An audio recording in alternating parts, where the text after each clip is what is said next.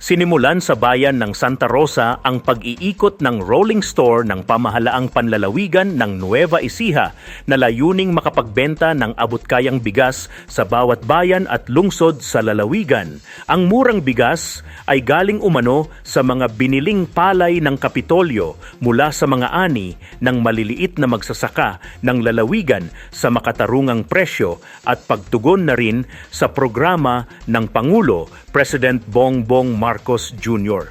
Isa sa mga unang binisita ng rolling store ay ang Barangay Sapsap sa Santa Rosa, kung saan umabot sa higit 500 benepisyaryo ang nakabili ng 20 pesos kada kilo na bigas. Sa Barangay Tagumpay, San Leonardo, tinatayang higit 700 residente naman ang nakabili ng bigas na malaking tulong sa bawat pamilyang Novo Ecijano, lalo na sa gitna ng patuloy na pagtaas ng presyo ng bilihin.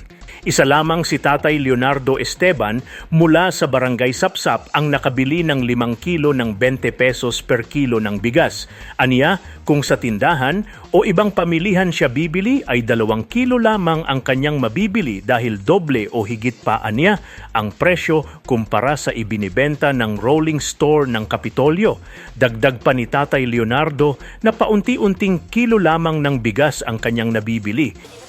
Kung unti-unti lang kami bumili, makaitlo isang linggo. Kaya ala ng pamiling malaki. Kaya mas maganda nga itong ganito na merong dumating na mababa. Gob, maraming salamat. Isa rin si Nanay Simeona de Guzman sa mga nakabili ng inilalakong murang bigas ng Kapitolyo. At ayon sa kanya, napakalaking tulong at pabor sa kanilang mga mahihirap ang ganitong programa. Gob, maraming pong salamat sa ginagawa niyo sa programang ito para makatulong sa barangay po ng Barangay Sapsap. Maging si Tatay Benito de Guzman ay lubos rin ang pasasalamat sa programa ng Kapitolyo. Natutuwa po kami. Tuwan-tuwa po yung aming mga kalooban. Kasi ito po yung matagal na iniintay po ng tao na maging mababa ang bilihin. Ito na siguro yung kalooban ng Diyos na maibaba ang presyo ng bigas. May mapakalaking bagay po, ma'am. Kaya Gob, pagpatuloy mo lang ang laban. So, suporta kami sa iyo.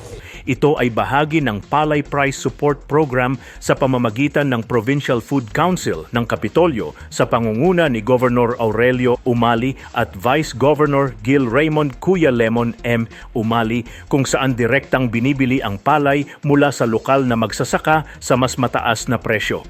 Ginagawa itong bigas at sabay na ipinamamahagi bilang ayuda at ibinebenta na ngayon sa publiko sa murang halaga.